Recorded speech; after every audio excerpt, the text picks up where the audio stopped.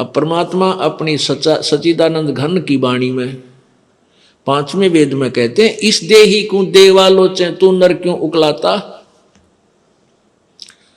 जैसे कई व्यक्ति दुखी हो जाते हैं अपने प्रारब्ध के पापों से, संकट के ऊपर संकट, संकट के ऊपर संकट आ रहा है, तो वो क्या दुखी होकर के क्या धारणा करते हैं, हे भगवान आत्महत्या कर लो। इसके विषय में परमेश्वर अपनी वाणी में कहते हैं, इस देही को और देवता लोचे तू नर क्यों उकलाता।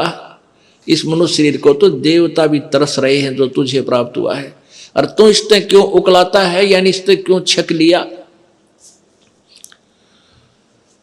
अब इससे दुखी होकर तू इसको नाश करने जा रहा है, इससे अच्छा कोई संत तलाश कर, भक्ति कर, पूर्ण संत की खोज कर। अब यहां इन जालिमों ने क्या जुल्म कर रखा है, ये नकली संतों ने, ये असली संत तक जाने नहीं देते। जगह जगह इन ठगों ने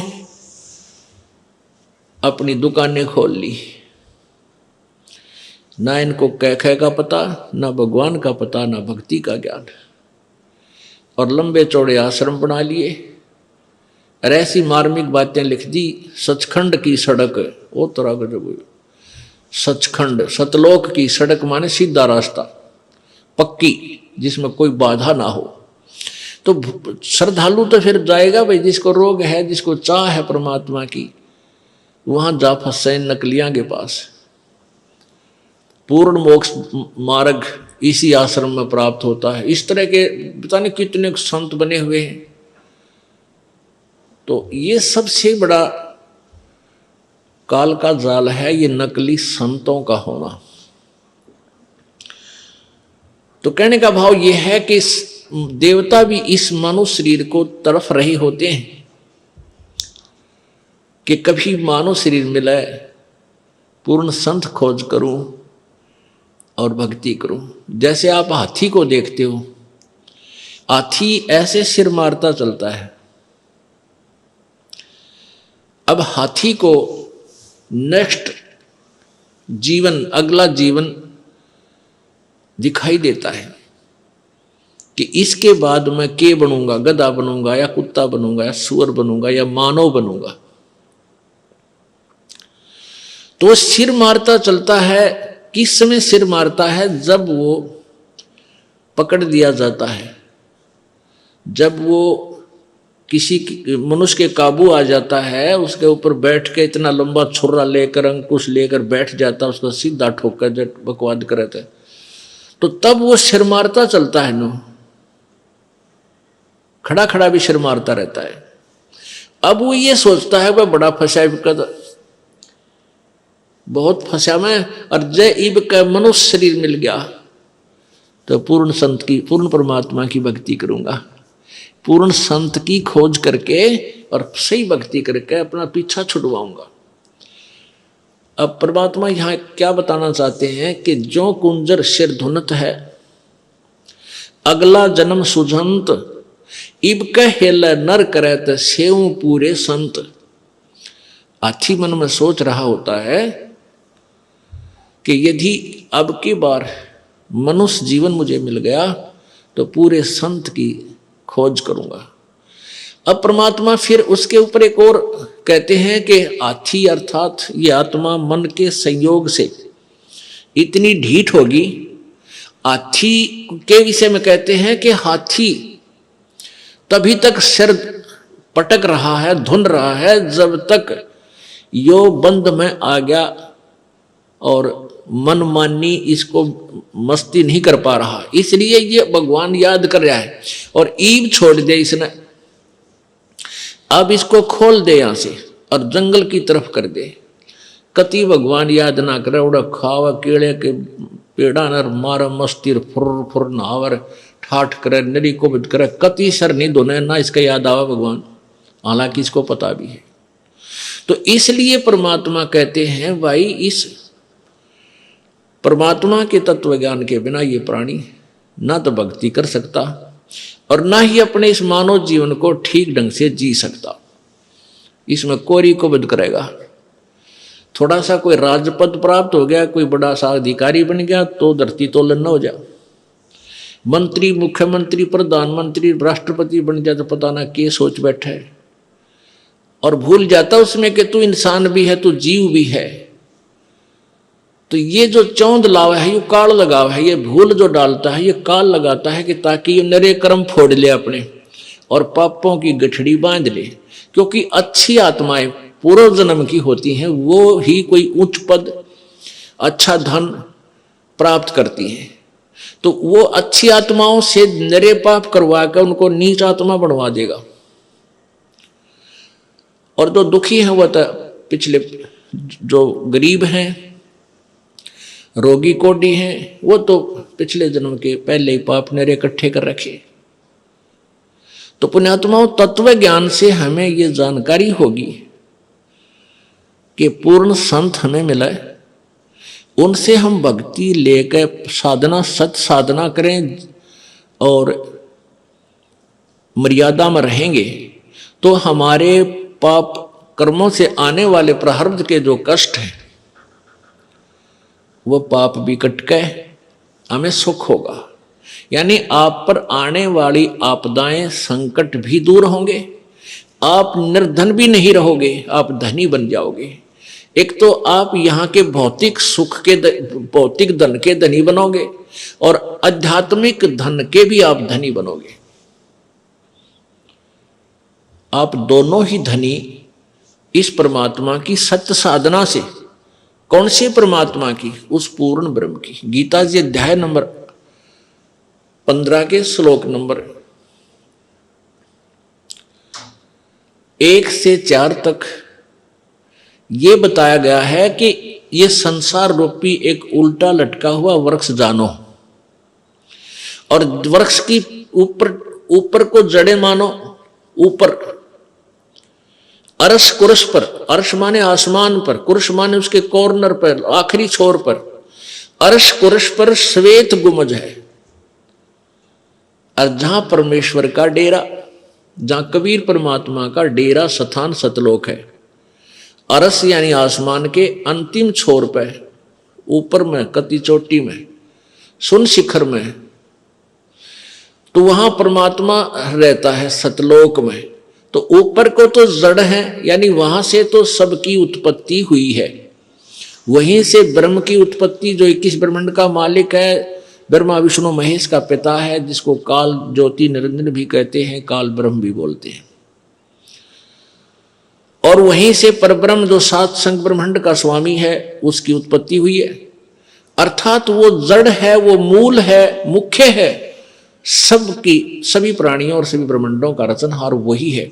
तो वो ऊपर को जड़ वाला, तो ये आदि पुरुष परमेश्वर यानी पूर्ण ब्रह्म रूपी तो जड़ समझो इस संसार रूपी वृक्ष की, और नीचे को ये तीनों गुण रूपी शाखा, रजगुण ब्रह्मा, सतगुण विष्णु, तमगुण शिव जी, ये शाखाएं हैं। बीच के जो और भाग हैं उनको काल ब्रह्म ने नहीं बोला गीता में। उसके लिए गीता जी अध्याय नंबर 4 के श्लोक नंबर 34 में बताया है कि वो तत्व ज्ञान जो अध्याय नंबर 4 के श्लोक 32 में जिसके विषय में लिखा है कि सच्चिदानंद घन की वाणी में वो लिखा हुआ है, विस्तार से कहा, उस तत्व ज्ञान को यानी कंप्लीट नॉलेज, उस पूर्ण संपूर्ण ज्ञान को किसी तत्वदर्शी संत से जाकर पूछ। उनको दंडोत प्रणाम करने से, कपट छोड़कर उनसे प्रसन्न करने से वो तत्वदर्शी संत तुझे उस परमात्म तत्व की, यानी और परमात्मा गीता ज्ञान दाता से कोई भिन्न है, उस पूर्ण ब्रह्म के बारे में जानकारी देंगे। उस तत्वदर्शी संत की पहचान बताई है 15वें अध्याय के प्रथम श्लोक में। उसमें बताया कि ऊपर को जड़ वाला, नीचे को तीनों गुण रूपी शाखा वाला, ये जो संसार रूपी वृक्ष के सारे पार्ट, सभी विभाग, जड़ कौन परमात्मा है, और तना कौन प्रभु है, डार कौन प्रभु है, और शाखा कौन है, ये विस्तार से जो जानकारी देगा स वेदविद, वह वेद के तात्पर्य को जानने वाला है, अर्थात वो तत्वदर्शी संत है।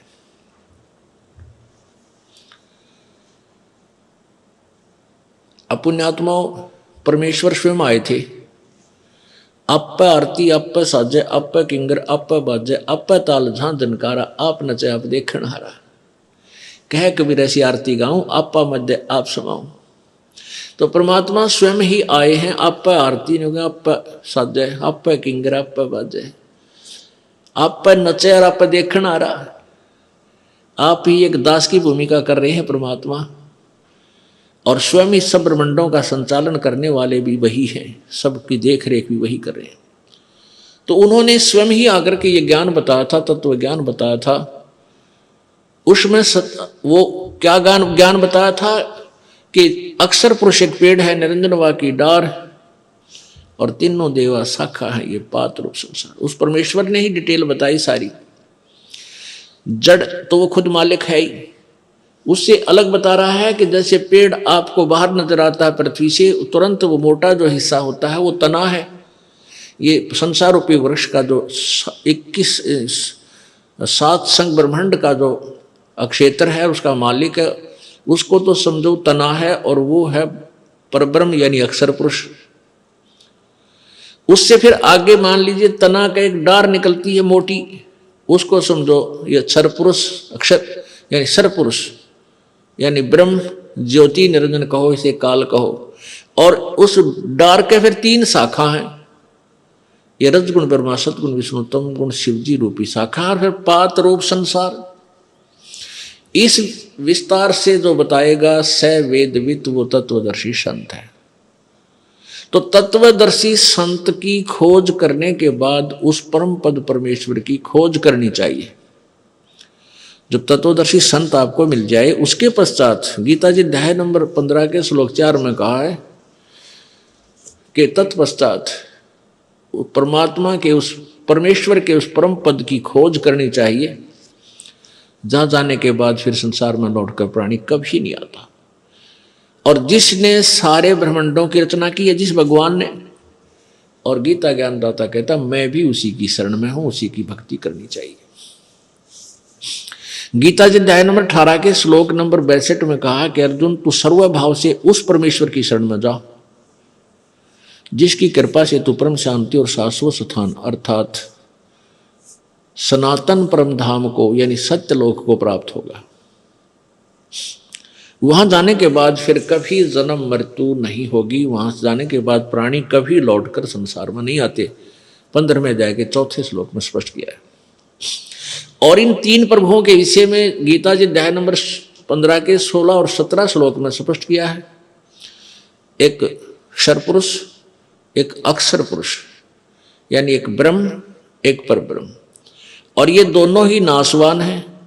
इनके लोगों के प्राणियों का भी सतुल शरीर नाशवान ही है, और जीवात्मा सबकी वो तो अमर है ही, गधे की भी है, कुत्ते की भी है। फिर 17वें श्लोक में 15वें अध्याय के गीता जी में कहा है कि उत्तम पुरुष है, पुरुष माने प्रभु, उत्तम पुरुष है तो अन्य परमात्मा इति उदाहरते। और ये लोग तरनम आविश्य विभर्ति आवे ईश्वर है, कति स्पष्ट कर दिया है कि जो उत्तम पुरुष, पुरुष माने प्रभु, उत्तम माने श्रेष्ठ यानी सही भगवान, तो इन ऊपरलों से और ही ऊपर वर्णित 16वें श्लोक में वर्णित भगवानों अक्षर पुरुष, क्षर पुरुष और अक्षर पुरुष से कोई और ही है, और वही परमात्मा इति उदाहरते उसको भगवान कहा जाता है। और वही लोक तरम आविश्य विभर्ति, तीनों लोकों में प्रवेश करके सबका धारण पोषण करता है, वो अवय ईश्वर है। अवय माने अविनाशी, वो वास्तव में अविनाशी परमात्मा है। तो पुण्यात्मा हमने उस परमात्मा की भक्ति करनी है। उसकी भक्ति करने से हम पाप जो हमारे प्रारब्ध में दुख हैं उनसे भी छुटकारा होगा। हमारे जो प्रारब्ध में दुख हैं उनसे भी हमारा छुटकारा होगा,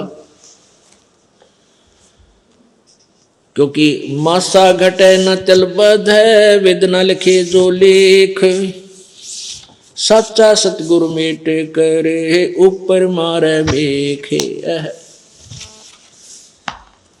कहते हैं मासा घटे न चल बधे,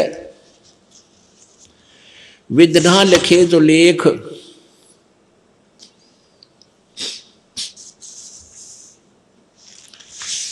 और सच्चा सतगुरु मेट के ऊपर मार दे मेघ। आपके प्रारब्ध में जो भी लिख दिया गया है, आपका जो मनुष्य जीवन आपको प्राप्त है, इसमें जो कुछ भी लिखा गया है इसमें कोई परिवर्तन नहीं हो सकता। मासा घटे न तल बधै, वेदना लिखे जो लेख। जो परमात्मा ने आपके भाग्य में लिख दिया उसमें कोई परिवर्तन नहीं हो सकता। कब तक? जब तक आप पूर्ण परमात्मा की भक्ति नहीं करोगे, परम संत की खोज नहीं करोगे, तब तक आपका प्रारब्ध का दुख, आपका संकट निवारण नहीं हो सकता। तो उसके लिए आपने संत की खोज करनी पड़ेगी, परम संत की। और परम संत हमें मिलेगा तभी हमारा छुटकारा होगा। पुण्यात्माओं, मानुष शरीर दुर्लभ है, मिले न बारंबार, और वही तरवर से पत्ता टूट जाइयो फिर नहीं लागे डार। इस सबसे पहले तो हमने इस मनुष्य जीवन की वैल्यू से, इसकी कीमत से परिचित होना चाहिए। ये कितना अनमोल है, ये कितना बहुमूल्य है। जब हम इसकी कीमत से परिचित होंगे तभी हम भक्ति कर पाएंगे। क्या बताते हैं कि कहता हूं कई जात हूं, कहूं बजा के ढोले, श्वास जो खाली जात है ये 3 लोक का मोले। एक मानव शरीर का जो श्वास है, ये एक श्वास भी कहते 3 लोक के तुल्य। क्योंकि हम 3 लोक, वह हमारे लिए तो बहुत बहुत ज्यादा है। इसलिए परमात्मा ने हमें समझाने के लिए उदाहरण दिया है ये, कि जैसे एक गांव का सरपंच बन जाता है, उसको सैकड़ों हजारों आदमी, सरपंच साहब राम राम, सरपंच साहब नमस्ते, इतनी प्रभुता हो जाती है उस व्यक्ति की, और वो फूला नहीं समाता। और जब वो बन जाए एमएलए, कोई व्यक्ति एमएलए बन जाता है, कुछ क्षेत्र का मुखिया बन जाता है वो, उसको तो फिर न जाने कितने व्यक्ति, कर्मचारी, अधिकारी सारे सलूट मारे, फिर वो फूल जाता है। और एक बन जाए मुख्यमंत्री एक प्रांत का, फिर तो कहना है कि वो तो धरती पर पाए ना टेके। और बन जाओ प्रधानमंत्री एक टुकड़े का, एक देश का, छोटे से का या बड़े का, तो उसके माइंड की सोच है, वो तो 7वें आसमान पर घूमता है। फिर वो अपने आप को जीव नहीं समझता, क्योंकि उसके शब्द में, उसके वचन से ही ना जाने सबके में हिलता नजर आता है उसको। तो परमात्मा कहते हैं अगर पृथ्वी का एक राजा हो तो वो, उसकी कितनी प्रभुता होगी, उसके दिमाग में क्या सोच होगी, और उसकी कितनी वो अपनी वैल्यू समझता है। और ऐसे ऐसे पृथ्वी लोक, स्वर्ग लोक और पाताल लोक, इन तीनों का, तीनों की कीमत आप लगाओ कितनी होगी। और परमात्मा कहते हैं तुम्हारा मनुष्य जीवन का एक श्वास जब भक्ति बिना जाता है, सच्चे साधना बिना जाता है, तो इतनी कीमत है इसे एक श्वास के सिमरण की। अब इस कीमत को, इस मूल्य को केवल आप ही लगा सकोगे, अन्य व्यक्ति नहीं। क्योंकि आप सत्संग में आने से जौहरी बनोगे, लाल की परख करने लगोगे, तब आपको इसकी कीमत का अलग से पहचान होगी, तुरंत महसूस होगी। खास सत्य बात है। तो ऐसे महंगे मोल का एक सांस भी जावे और 3 लोक नहीं पटतरे क्यों धूल मिलावे। पटतरे माने बराबर नहीं। आप नित्यनियम में भी पढ़ते हो, अपने नित्यनियम के अंदर आपको बहुत कुछ विज्ञान है। विज्ञान माने तत्व ज्ञान है, विशेष ज्ञान है। अगर आप ये वीडियो YouTube पर देख रहे हैं तो हमारे चैनल को सब्सक्राइब करें और बेल आइकन को दबाना ना भूलें। अगर आप Facebook पर ये वीडियो देख रहे हैं तो हमारे पेज को लाइक करें।